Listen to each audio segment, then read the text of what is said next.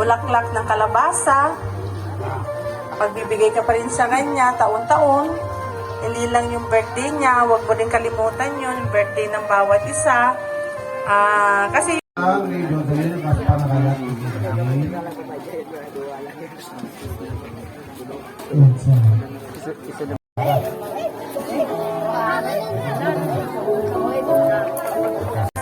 meron po tayong grand wedding na magaganap sa Dicamay, San Mariano, Isabela sa May 8.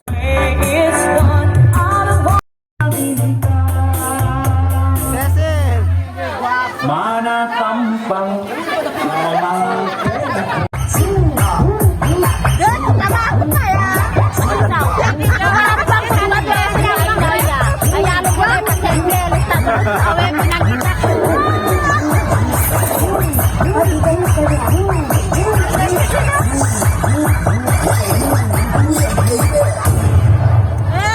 Nalpapasok.